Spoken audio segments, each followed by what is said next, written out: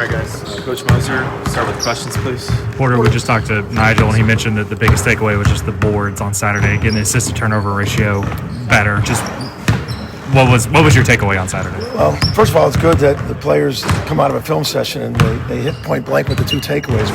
Well, we just got pounded on the glass. I think we've talked all year like we knew it. Going through it with Mo. It was unfortunate the foul trouble he got in. I mean, that's a whole nother discussion. But he was +3 when we were on the court with him, and in the 20 minutes he played. And we've got to keep him in the game. And when he's not, we've got to rebound. I need more rebounding out of some of our longer guys. We talk about, hey, we're longer, more athletic, but we got to play that way on the glass, offensively and defensively. And we just didn't. They out-rebounded us on the offense. They went violently to the glass. We've got to grow from that. I'm a big believer in life, man. A really big believer is everything's opportunities to learn and grow, and you got to do that. You got to be a lifetime learner. And for us, some of our wings got to learn the level of intensity to crash the offensive glass, and then to go to out-in rebounding. The second thing is, it was completely not like us. We've done a great job in our culture of passing up a decent shot for a better shot, and thus having a lot of assists. And we just didn't quite do that. And a lot of that is them. They're elite defensively, elite atmosphere, and it gets you sometimes playing a little rushed like that, and you might not pass up a decent shot for a better shot. And that's why you learn from it. It's a great game to learn from. I didn't want to learn with a loss, but you got to take something away from that. And there was a lot of areas. It was a great game to grow from watching Gonzaga. Is one of those defensively? I mean, I know you thought you were a good defensive team. Maybe that game is not a great game to really look at it totally. But what do you think about your team defensively at this point? You take them on the half court, we held them to 0.9 something points per possession. That's like outstanding. But then you throw in all the extra shots they got in the transition D, that's when it went up. So the defensive numbers went down because of all the extra shots. They had 21 more shots than us.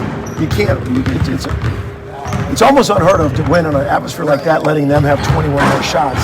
So when we were on the half court, because there's such a unique team to guard. I don't know if we'll face a team like that with double 6'10s who both they pound in. And it's just very unique.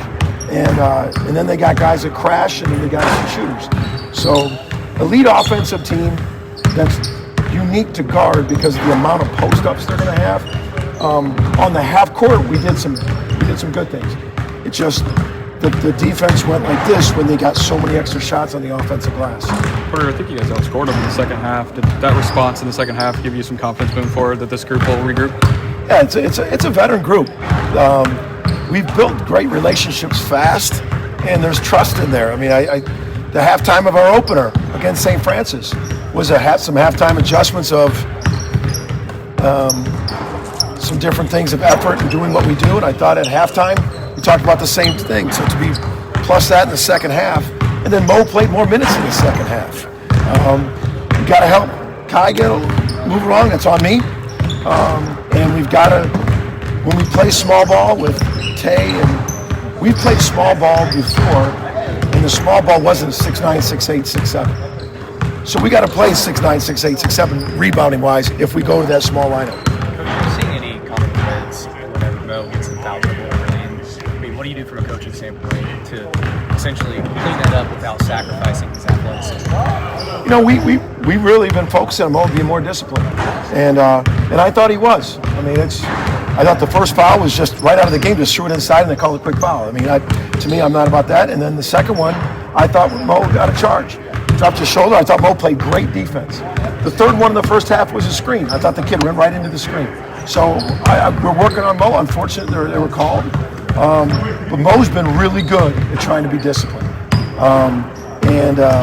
He's been really good. I thought he ended the year being disciplined, but it's going to be a constant thing for us with him, with that. And we know teams are going to go at him. He's a really good defender. He had some unbelievable plays defense in the second half. Some blocks, some plays, and he's just been really valuable for us.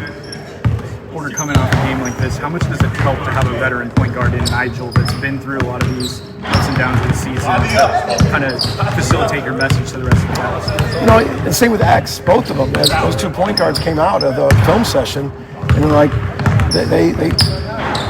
sometimes young people don't want to hear the truth.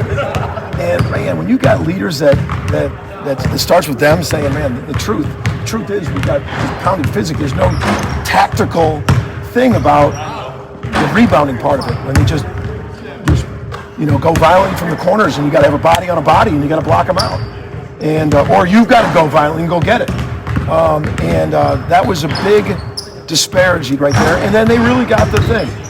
I want Nigel Pack. I want all the X-Brown. I want all the guys that we want stepping in confidently, as many shots. But sometimes, if two guys are flying at you, you won more. And we talked about that. That's a fine line to get across as a coach. I do not want them to hesitate. I don't want them to think that I don't want them to shoot. I do. I need them to. We also got to understand, part of great basketball is maybe passing up an okay one for a better one. And that's ball movement, that's spacing, that's throwing ropes as passes, that's fundamentals. And that's what we're getting to. We're in the second game, and we're going to get to that because we got really good, responsive, veteran guys who got it and came out of a film session. And same thing with the coaches. We got to be able to handle the truth. The truth is, we got out physical, all right? And that starts with me, and setting the tone. Porter, you mentioned what was the process like to try to get him ready to be ready to go? He had to, his first game, because he missed the first game, we're asking him to guard an All-American veteran. Welcome to college basketball, Kai. So, he had to do that. And so it was a big challenge. He's got to just every day come with his hard hat on, his notebook, and ready to learn and ready to make mistakes out of aggression. And that's my biggest message to him. You make mistakes, make it out of aggression. We'll figure the rest out. But just come in physical, motor, and let's make those kind of mistakes. And it's common for guys to make mistakes out of they're thinking too much. It's the first time they're on the stage. That's common. And I got to help Kai be uncommon and understand that it's okay to make mistakes out of just aggression. Porter, you guys have played here every year. So, what do you think about this court? Your guys seem to be shooting okay. Well, if you remember the genesis of it, I remember coming to a volleyball game here and looking up at Alvin Adams' name, and I'm looking around, and I just see some legendary guys up here, and I'm just like, how cool would this be? I'm always trying as hard as I can to get a home court atmosphere with a hard place to play, and I'm like, so then that's how it started 2 years ago. Last year was during finals, so that wasn't optimal, but this year, I'm excited. First, the McCaslin name, I've gotten to know the grandson and what they've done for the University of Oklahoma, the McCaslin name, and then also have the students being so close over to me and everything, and also playing here. I just think it's a win-win, great atmosphere, and I hope it's a win-win-win after the game. So, but yeah, I just think it's a cool part of our schedule. Porter, what were your conversations like with Alec last week, and then how difficult is that at this point in the season? It's not optimal. It's not optimal that it happened after one game. We had committed to each other in the off season, about a year ago, and then talked through the off season and just committed to the process. And so it's not optimal for us. With that said, he made a decision. He's a 19-year-old young man. He's a great young man. He made a decision what was best for himself, and he had to do it. And he's still a Sooner. I hope people come out and watch him play baseball. I will. It's unfortunate for our team and not optimal for our team because we need him. But I feel he feels that's best for his baseball career. But he's a Sooner, and he's a young man that we're all going to get behind when he wears that baseball uniform. Thanks, Porter. Thanks, guys.